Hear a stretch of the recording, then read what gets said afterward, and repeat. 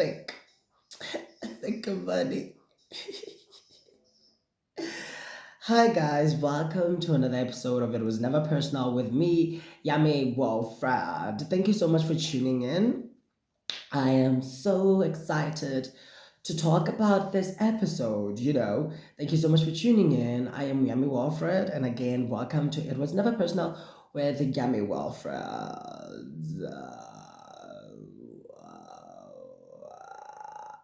Anyways, I don't know. Did you hate it? Me doing that, I'm so sorry if you hated it, but it was never personal.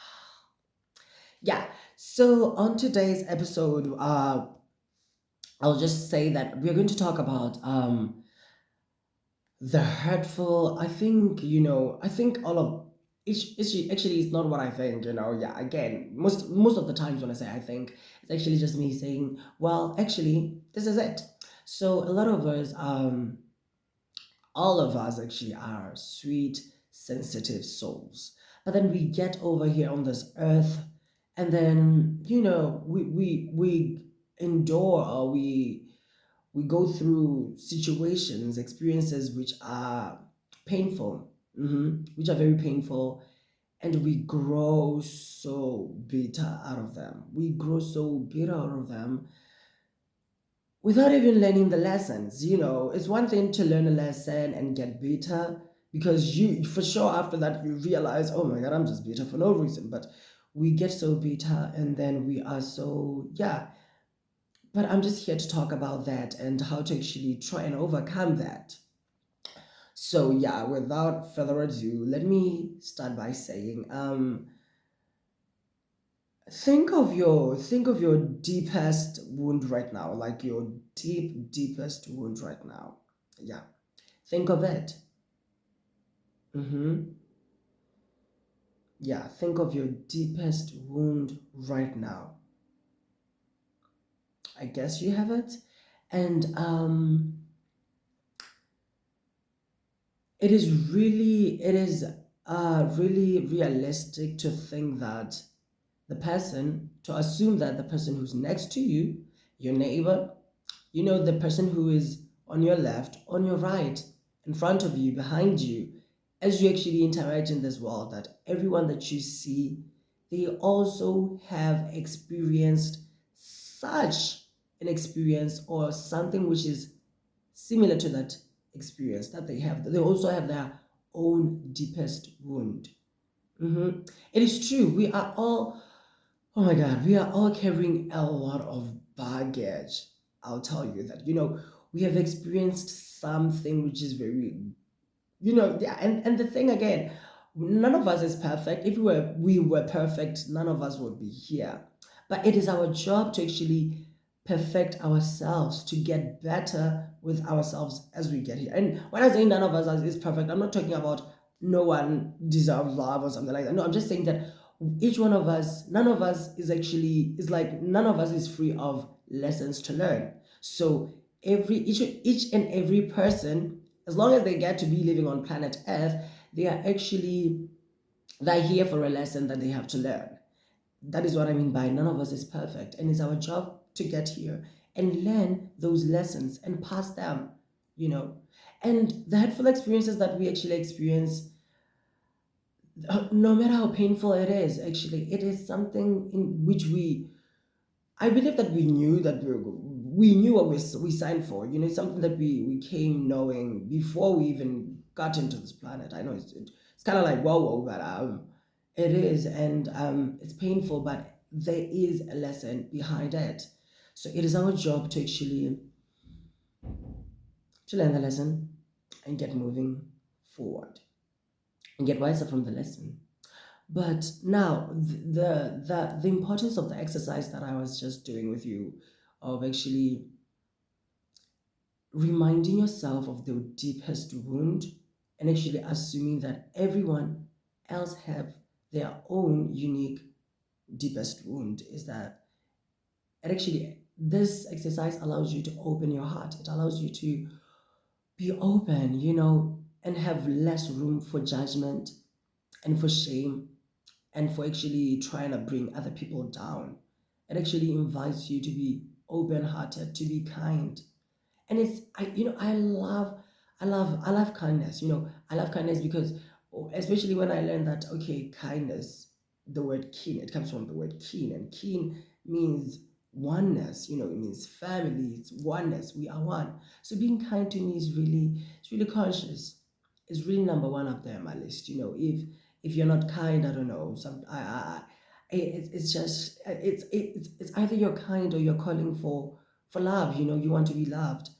And a lot of people who are unkind, who are not polite, are actually those people who have been hurt, so pained, that they are like, oh my god, F it. What's the use? Yeah. Now, I get it. We live in a very, very weird world right now. I mean, the system is it's rigged. It's hypocritical. The societal norms that we have are so that oblivious, And I don't know. I try, and I really, when I say I try, I'm just trying to say, please also try this, because I try not to spend my leisure time analyzing it. It doesn't make sense. Yesterday I was watching this episode of this season called Olimpo. It's very new. Oh my god, I love it. So good. But I was watching it, and it's all about sports, but it really takes you beyond the facade that they put as sports. It's like actually what is happening in the world of Olympics, and before people get to Olympics and stuff like that, which is actually just what is happening in normal life, the craziness of it. It's very hypocritical, because there are guys over there who are doping, and there's this large institution which sponsors students to become successful Olympians, and the institution claims to be against doping, and they actually now force their students to dope, and it's no longer who is actually worth, or who worked for it. It's not about, oh, you worked for it, you deserve it. It's actually about like, oh yeah, we just want to just do it. Dope, yeah, it's fine. And it's I mean, I don't know. It's still happening right now. Even at schools we have corruption, and the world. It's so I try not spend time analyzing it a lot, because it gets me, it drains my energy. And here's the thing: you cannot get to the light by analyzing the darkness. That's one thing. You cannot. So that is why I try and not spend my time analyzing the dark. I do look at the darkness though, but I do not stare, because it sucks you in, and I know, for me personally, it drains me. I cannot even take 30 seconds going drr, drr. And that's the thing. That's why I don't love bad news. I don't love them. I don't love them. Whenever, and I was like, please don't tell me, but don't tell me. I don't know if my friends at school have realized that you can tell me anything you want as long as it's not bad news, because I don't know. I don't have that psyche for bad news. I don't know what to do with it. It drains me. And I'm so sensitive that when you tell me something which is negative, oh my God. It's like, oh my God. I don't know. I just don't know it, because it's like, okay, thank you. I bless it with love. I release it and I let it go. I don't want to hear about it. I don't want us to be talking about it, because it's crazy. It's weird. Yeah. And the thing is that the more time you spend on talking and really going back and forth about something which is negative, about whatever that happens in the darkness, and thinking about it, you're actually perpetuating it, collectively, the other people who are thinking about it. So you are joining them, creating a force field of negativity, and you will attract them. It's kind of like how angry people attract angry people. Had people attract had people. It's not the other way around. It's not the other way around. It's only that, yeah, you can say, oh no, but you attracted it, because you've been spending time insinuating and doing what instigating. Oh my god, it's so heavy. It's so heavy. Hmm. So I get it, but as much as our system is very rigged and so unfair and whatever, I'm not interested in analyzing it. So I'll say to you, try and not analyze whatever that is happening in the system or whatever is happening in the world. It's it's it's bourgeois, it's Michigan. It's just, oh my god, it's nonsensical. It's oblivious. I don't have time for that. I would rather spend time daydreaming than scrolling down reading what's happening in the world, you know. No, I really mean it. I really mean it. But anyways, to continue. So I remember last year, I was doing my third year first semester, and yeah, and the feeling is coming up right now. I would walk into a classroom, into people, meet other people, new people, whatever. Just kind of like I've always been a human analyzer from early on, especially that I like spending time alone because sometimes I will get to maybe this other block 252 and then it has like the third floor and then I'll get there and then I'll look over the window and just look at how people walk, look at how they just like how they do and it's amazing how people will work together but they're never really together because people will be working there and the other one is on their phone, the other one is also on their phone, or the other one is talking, the other one is actually on their phone, or the other one is actually not even present there. It's just like, I don't know, we are not present, but I'll get to why we actually not willing to be present, by the way. So it has always been I try and actually do that whenever I get time. Even when I get into a mall, I try and get to see the energy that it is in a mall. But I said all that to say that I've met and I still meet a lot of people who I can sense that, oh, actually this one is actually in a lot of pain, in a lot of pain. We actually I and I've come to a conclusion that all of us are actually carrying some pain on some level. We have some pain on some level that we haven't actually talked about, we are not actually willing to face, we are not actually willing to let out. I mean, it's painful for number one, but again, it's just because I don't know, there's this idea that the world is busy. Yeah, the world is busy, yes, but I mean, I don't think it's really, I think it's oblivious to think that you can actually push away everything and just let yourself be left in the back, because a lot of people tell me, well, Fred, I don't know how you get to have this balance, or how do you do it, but it's because they think that life is chaotic and everything. But okay, it's true. Out there, everything is chaotic. But I'm telling you, drop other things, drop them. They're not worth you living your mental health or your life experience behind. Because I meet a lot of people and I tell you there's a lot of pain. There's a lot of pain. And especially because most of the time the people who I meet and I can sense that pain is people who are like maybe one of my family members or people who have actually who are experiencing something that I've experienced, and I go, oh my God, I used to do that. I did that. Those are the kind of words that I would use. Those are the kind of expressions. That is the kind of body language that I would do. And now here's the thing. From early on as a kid, I had to my coping mechanism, one thing that I used to do as a surviving mechanism was that I'll get into a room and I had to. It was kind of like, you have to do it. It was a shield. It's no longer, but, I still have it in me. So I had to actually know what a person wants. I actually had to know what they want. I had to analyze them and break it down very fast, and go, okay, this is this one. Okay, I know what they want. I know what to give them. I know what they're looking for. I know it. Okay, so I'll use their energy, the tone in their voice, how they sit, how they walk, like everything about their sexuality, like how they move their hands when they speak.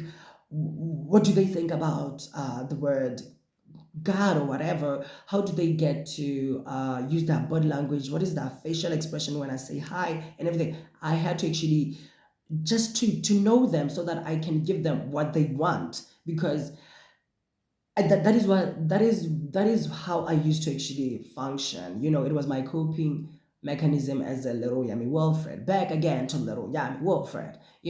So I had to get into a room and be able to know, okay, this so and so wants this, so I'm going to give it to them. So and so wants this, so I'm going to give it to them. So when I say that, I meet a lot of people and I can sense the pain and I can see whatever. I know when someone is actually faking to be confident. I know when somebody's actually faking to be happy when they're not happy or whatever. And actually, yeah, you can be happy, but I know that most of the people who are happy are not actually joyful. But all joyful people, they're happy. They are, and it's a fact. It's just a fact. Thank you. But anyways, I believe that we all have some pain that we're keeping and bottling within ourselves at some level. And here's the thing, why are we not willing to face it, talk about it? It's like I said, we are walking zombies. People spend more time on their phone before they go to sleep. They're on their phone when they, whatever, excuse me, whatever they do, they're always on their phone. And it's funny, oh my God, are we attending classes, my lectures, and the lectures in front, and even one of my friends, they will be typing onto their phone. I mean, typing and responding to messages and everything, I get it. I can excuse it. But actually being on TikTok or something, or scrolling, just doing something which is oblivious, like you're just doing it, not you're just doing it, like it's just like uh, it's pain. It's one form of showing that you're in pain and something like that. So back again, why are we not willing to talk about the pain that we have inside? Why are we not willing to face it? Well, again, like I said, first of all, it's because we are not willing to be present. And I get it. I'm not judgmental about it.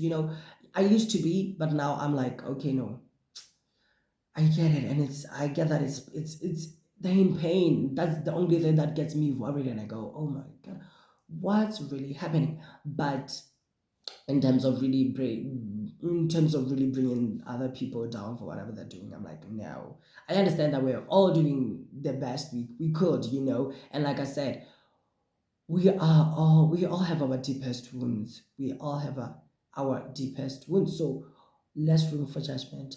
Less room for judgment, and it's not like I'm perfect. But we are not willing to be present. We are not willing to be with ourselves, or with other people. We are so scared of being in the moment, because number one, the first thing that you realize if you get to be in the moment is that you are actually in a lot of pain. Yeah, that is what we're going to realize. That is what we realize. The first thing when we get to be present with our own selves is, number one, we are in a lot of pain. We have this long receipt of unpaid bills, and we are so scared because it's like, who ordered the sausage? I'm a vegetarian. Who ordered? I'm like, when I look at it, the first time I looked at it myself, when I was nine, I think I was around, yeah, I was 14. I was like, who ordered the lettuce? I don't get it. Oh my God. It was like, oh my God, what is happening? It was it's a long list. I'm still paying some of it even right now. It's a very long list. So I'm trying to say, don't elongate it any further, honey, because I'm telling you, it's very long. It's very long. So you can just start right now by doing it, and there's no way through it. There's no other way. You cannot. The only way to get to pay the bill is to walk through that fire. You have to walk through that fire, and there's no other way. Walk through the pain and get out there and just pay them bills. Feel your emotions, you know and just get to sit down and say, okay, I've been slapped so many times by life, but why? Really, why? And why do I keep recreating these situations? What is it that I'm familiar with?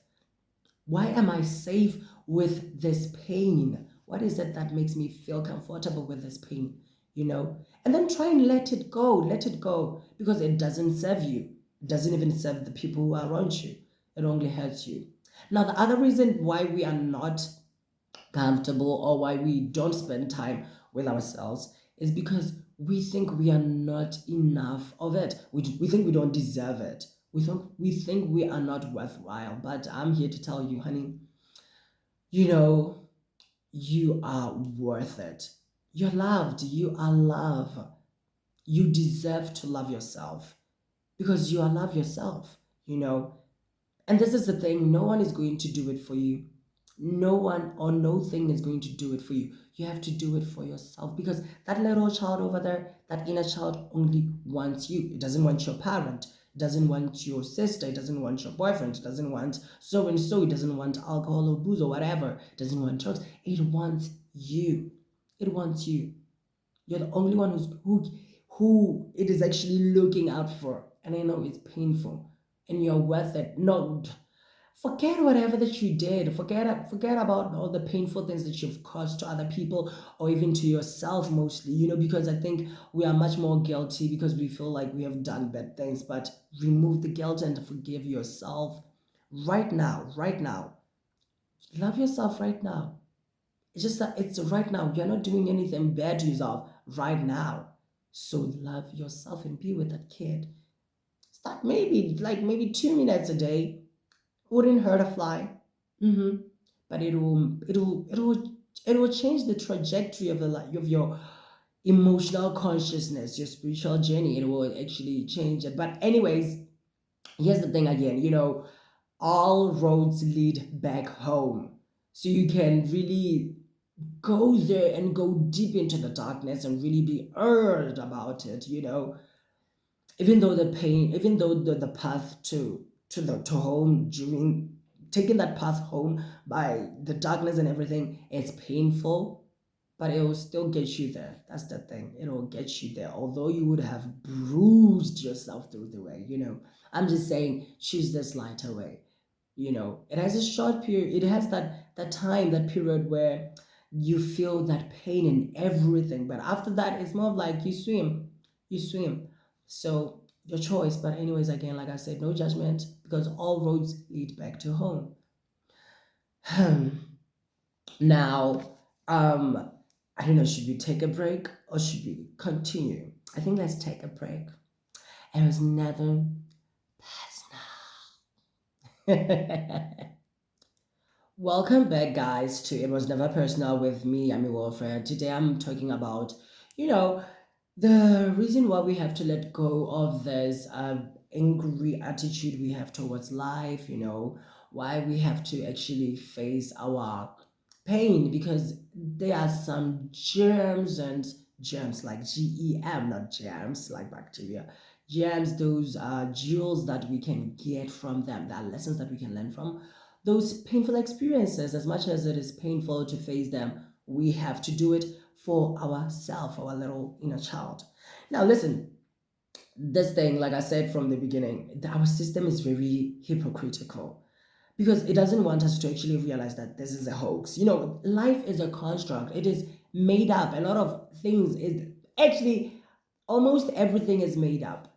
Everything is made up. I am Yami Walfred. Everything after I am is actually, as an illusion, is something which is made up. Wilfred, who's Wilfred? I was just given that name by my parents. And I could have Yami Wilfred. It's just that. And I use it but I need it. It's a concept that I need to get along in this physical plane of in the human plane. And I have to honor it because I'm human. I'm a human being. Two words, human and being, both spirit and human. So I'm a spirit having a human experience. So I have to actually honor my human forms and everything. So I honor my Yami Wilfred, but I don't have to take it too seriously. I don't take it too seriously. So I'm Wilfred. And there's another person called Wilfred. And yeah, I'm a boy, but what is a boy? I don't want to go way too, it's kind of weird. It's kind of weird, but I'm just saying it's all a construct. It's made up. Now, the same thing about, the careers that we have to really get on about. Here's the thing. Do you really want whatever career that you have? Do you really want it? Because I know a lot of students who actually get to like these huge, humongous, numerous students who get to universities, and especially the UB, because I go to UB. Let's talk about the UB. So in uni UB, a lot of students get there, and there will be an influx of students who do BSc, and then after the first year when they branch, it's like, have you seen so and so? Wait, so and so. Oh my god, I miss so and so. Where are they? Oh my god, hi so and so. Where are you? Oh, okay, I think maybe he took transfer. No, honey, he didn't take transfer.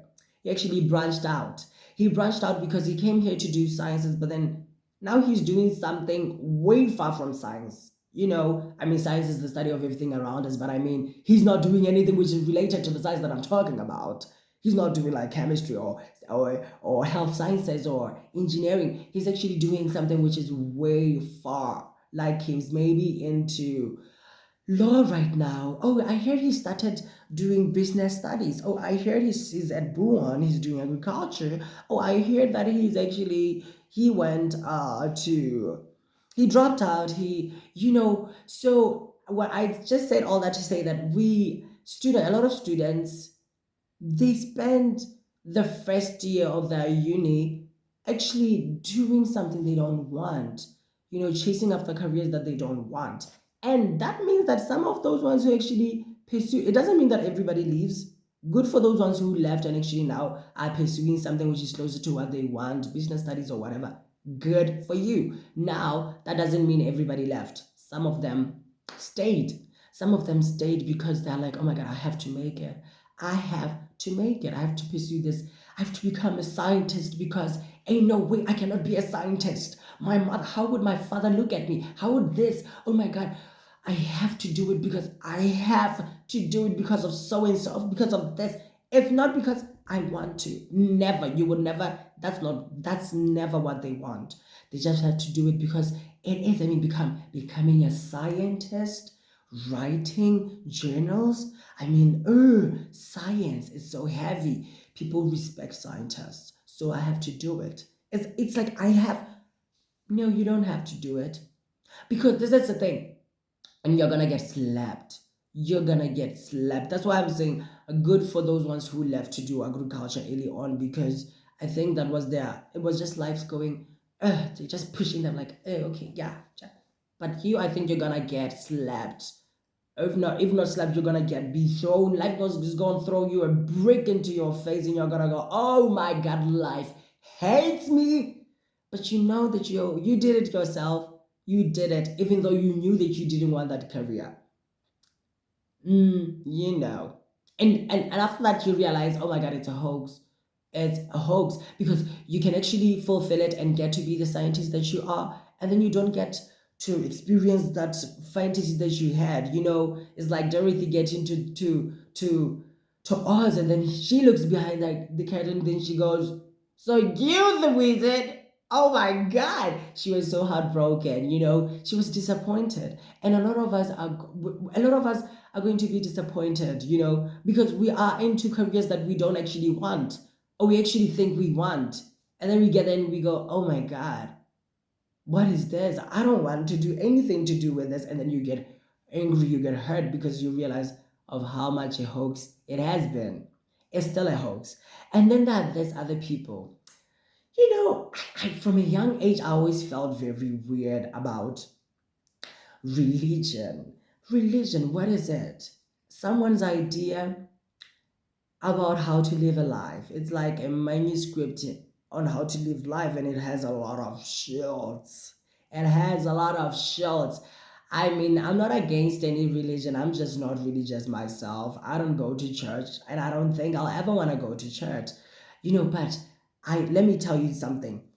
I'm spiritual in the sense of that I do believe in everything and nothing at all. I believe in everything and nothing at all.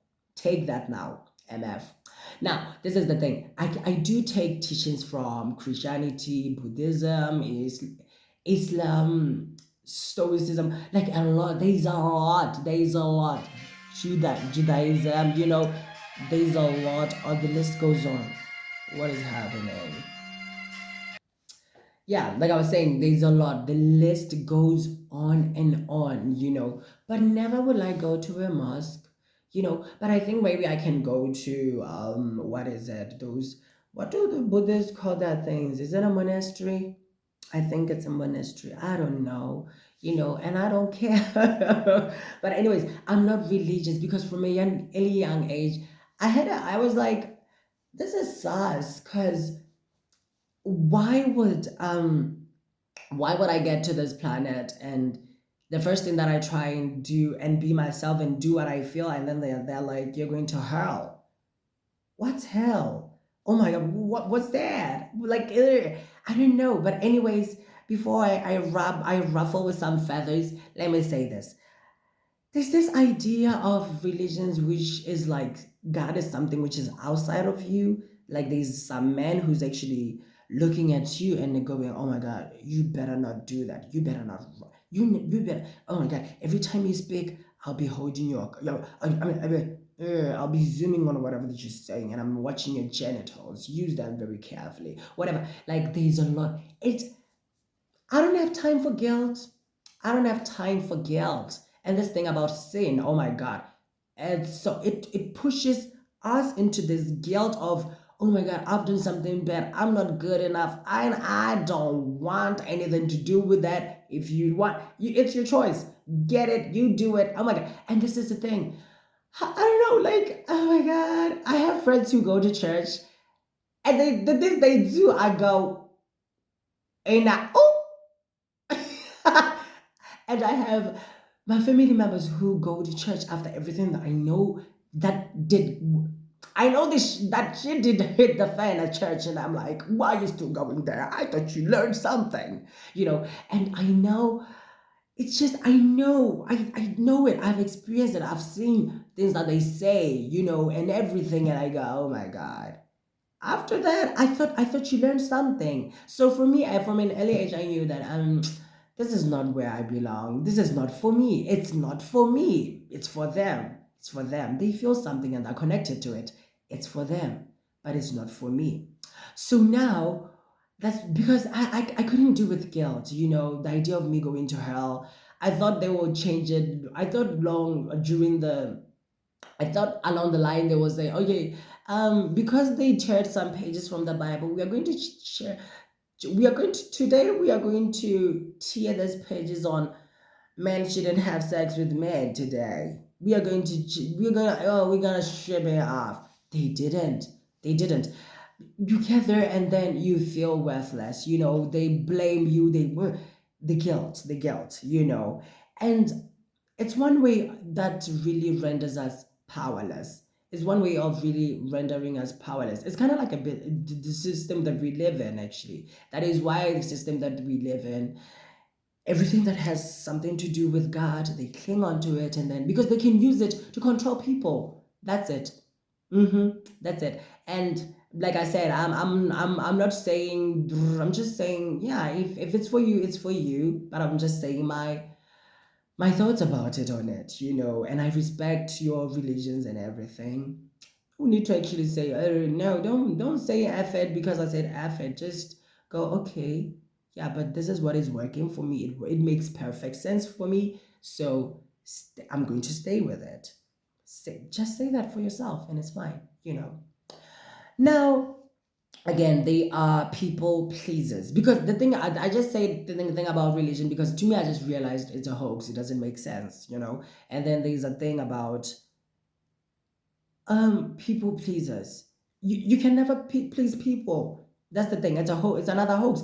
You can never please people, and people are always going to say stuff. People, honey, MF's going to talk at the end of the day. They going to talk. So you better just do whatever that you want to do because they going to talk. Even if you do whatever they say you should do, they're gonna talk about it. You think they're gonna give you your flowers, honey? They're gonna give you that flower, but take one petal away because they're gonna go, oh my God, but she did, even though she did it, she wasn't good as I thought she should be. And it's like, oh my God, it's crazy. You can never please people. People are crazy. People are weird. People are weird. It's so amazing how many girls would try and how many people actually, because both men and women, they will try and put down a prostitute who's out there in the open making her coins, getting her bag, securing her bag, paying her bills. Thank you. Talk about somebody who's actually paying her bills. They will ridicule her, pull her down when they will actually hit up a boy like me, those men, and say they'll pay me too. I'm like, what? Ain't you the one who just said that you ain't too hot to say whatever? Like, girl, what are you talking about? I thought you don't do blank. Oh, that's your man. Oh, it's not a man. We just playing around. Oh, so he's going down there with you. He's going to town with you without even giving you anything. You're just doing it for free, and you're getting mad at this other girl. You're getting mad at LaQuisha because she's getting paid for it. Girl, get a life, get a job, get a job because she has a job.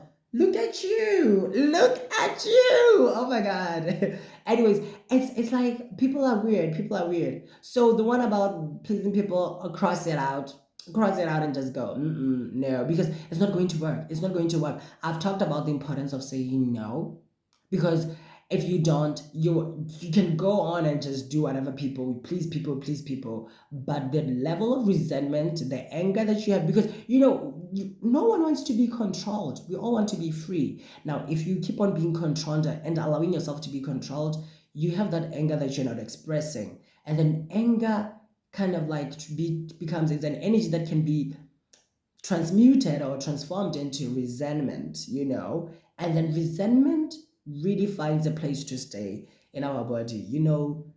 It forms tumors. Talk about cancer, talk about breast cancer. I've talked about how women with breast cancer usually are the ones who have been people pleasers with the inability to say, no, I don't want to do it.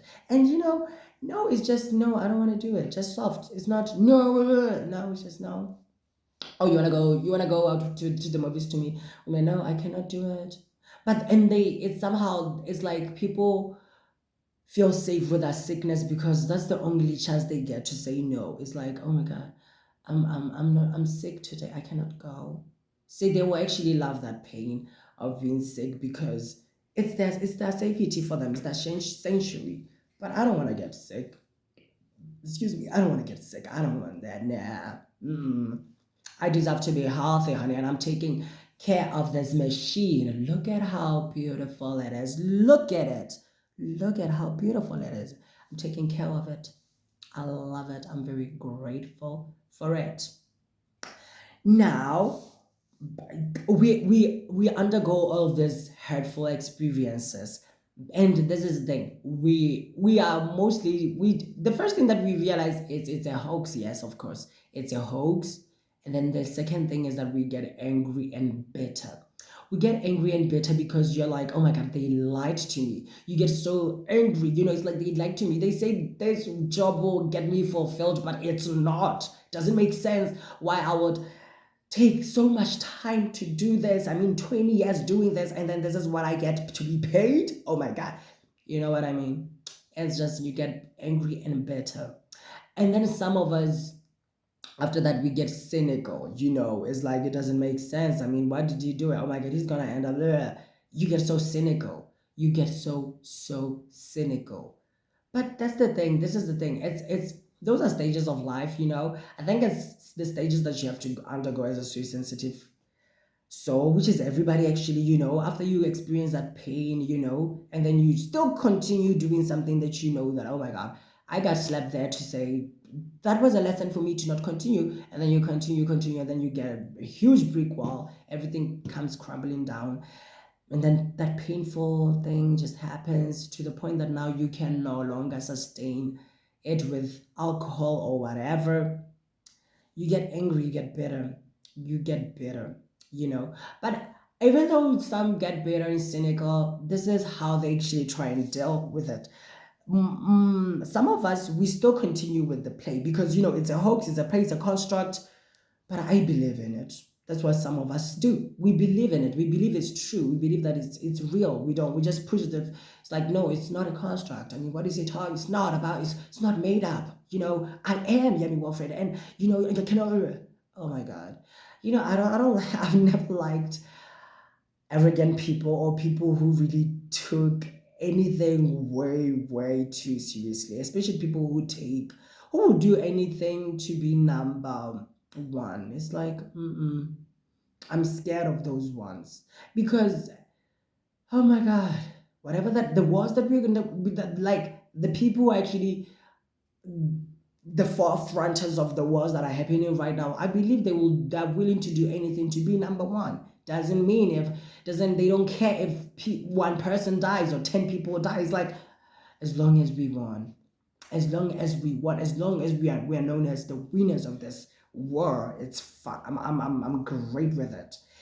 And other people actually get, it's like after you realize that religion isn't for me, or it isn't actually the truth, they get too strict, they get too that they become strictly religious. And then I'm like, okay, those people who will never allow you to say f the f word, the b word, the whatever word. And I'm like, you don't even understand the history of this word. You just took it and you just think it's whatever that you're saying it is, but it's not whatever that you're saying it is. And people, oh my God, people are so dumb. That's the truth. People are so dumb. People are so unconscious. They're ignorant. People are ignorant, and it's one of the things that irks me because if you're ignorant, know that you're ignorant and try and educate yourself. But if you're ignorant and you think you're smart, it's like so scary for me. To me, it's one of the scariest things. I go, okay, you know. And I found that people are very, very strict to the core, very religious, very rigid. Those ones who think they know everything, those ones, mm, oh my God. It's kind of like, oh, how do I deal with them? I cannot even try and educate them. I cannot. They're not willing to learn. Anyways, continuing, and then like I said, others, they really dwell into the pain. They stay stuck in the pain, and they get more bitter, more cynical. They get very angry at life. They get very, very cold. They get heavy. Like someone who I know, they get very, very heavy. You cannot even pass through them. That's just like a wall. you know and others, they adopt their self-destructive coping mechanisms. They undertake um, drugs, alcohol, sex, too much. I mean, a bottle of wine isn't bad.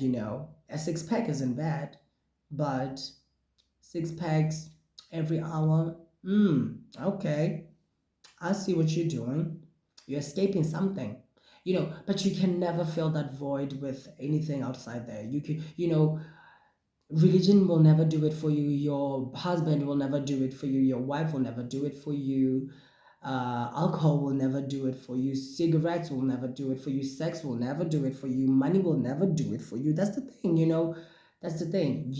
But you yourself, you can do it for you by loving yourself, by facing that pain, by walking through that fire. You can do it for you. You can do it for you. That is why I'm saying all roads lead to home. All roads lead to the same place. Either you go there or it'll still get you home. It'll still get you home, because at the end of the day you realize, oh my God, this doesn't work. This doesn't work. Even if you stay with the pain, oh my God, it's still there. Still there. So either way, you still get to know what I know now. Now, before I close off, I'll just like to say, I was saying this because I was inspired by, number one, my sister, who has undergone a lot of um, tremendous painful experiences, and I think something very, very painful has happened in her life. I'm saying this because of how she has treated me when I was young, early on when I was young. And I used to hold this resentment, and I bet there's maybe like a little resentment that I hold against her. But now it's much more. I've let her go. I no longer judge her. I have more space for her. I'm very compassionate with her, and I understand that she's my biggest spiritual teacher. That is why I love her. Thank you. But she's very heavy. She's very cold. She's very, she's that person. She's that person. She's that bee. You know what I mean? And then there is this other grown this other,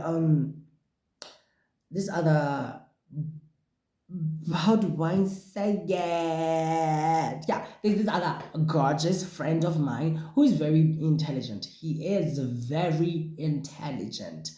I mean, talk about people who are gifted.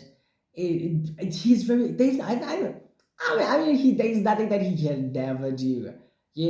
I think he was one of the first people who I met, and I went, "You're really intelligent," because I've always been able to supersede or surpass everyone who was like number one in school at primary or junior. I've always been able to surpass them. But in him, it was like, oh my God. I don't know if I would have done it. I don't know if I would have done it. He's so intelligent. It's just naturally in him. Okay, maybe if because the thing is that I was able to pass people who were smarter than me by spending more time together with them. Not like together, like if we're in the same class, I know that, okay, with the course of time, I'll be able to pass you. But with him, it was like, okay. No, this is the thing. He's right now at a place where he's really cynical, because I think he wanted to do one and twos and they never really went his way, and he got slapped by life. Then he just realized that, okay, life is a hoax, school is a construct that they made, the system is rigged. Like, he's just saying those things that show you that, okay, he realized that life is a hoax, and he's actually cynical, and he used to be bitter, and I was there when he was experiencing that kind of depression thing. And I get it. And I've allowed him, and I've learned to allow people who are hurt and everybody who's actually going through it to go through it on their own. Try not fix them. Give them space. It's one of the hardest things to do, because I mean, I remember living with my sister and going, what can I do to make her realize this? But I had to actually give them the space to actually do the stuff, you know. hmm And again, the other person who actually inspired me to really talk about this is my best friend, who is right now an early parent. Not meaning that she's pregnant or she has suffered, she's a result, or she has experienced teenage pregnancy. No, I mean that she has become me saying she's an early parent, I mean that she's now parenting her parent and her little siblings. So she's an early parent in this context, that she has become a parent in terms of like the norm of being a parent, taking care of other people. She's become a parent so early. And the last time we talked, I could feel that she's under pressure. She feels very overwhelmed, but this is the thing. I'm very proud of her because she's seeing it. She's seeing the trauma. She's seeing her pain. She's seeing the lessons. Thank you. She's seeing the lessons. She's seeing the lessons. I think in all of these people, but I think even my sister knows the lessons. Yeah, but she's seeing the lessons, and she was talking to me, and we were really saying, okay, yeah, but this means so I'm proud of her. So I was doing this because I think maybe the other early parents out there who need maybe some little nuggets to really help them, some tools to really tighten the knots to use to do that. But like I said, life is hard. Life is hard. Mm. But note the lessons. Note the lessons. It's hard, but take down the lessons and really learn to love yourself and be kind and patient with yourself. That's the key. That's the key. And with all the painful experiences that we've learned and that we still continue to learn, the thing is that as long as you just know the lesson, take it down, note it down, and look out and be aware of whatever that you're doing, whatever your thoughts are, and try and let them go and change your thoughts. Because when you change your thoughts, you change your life, and then you don't have to actually re-experience that experience, because you'll never recreate it anyway. You know, as long as you get wiser. The idea is that we get wiser from all these painful experiences, so that we can create a force field of wisdom, and then we will just stop this painful, this global war that we are getting to, this hurtful global whatever that we're getting to. We'll stop it, because it wouldn't make sense. It wouldn't be necessary because we got wiser from whatever that we did. It wouldn't be, we will know what to do actually. We will know what to do. But it all starts with loving ourselves, you know? It all starts with loving ourselves. It actually goes back to that little child, to loving them, to really becoming a parent to them, a very gorgeous, kind, conscious parent to that little inner child, and loving them. Because if you love yourself, you will love another person eventually. It rubs off. It rubs off. And then there's no need for you to be misunderstanding and getting into conflicts and stuff like that. So love yourself, get the lessons from life, and just continue to love yourself. That is what I can say. And bye.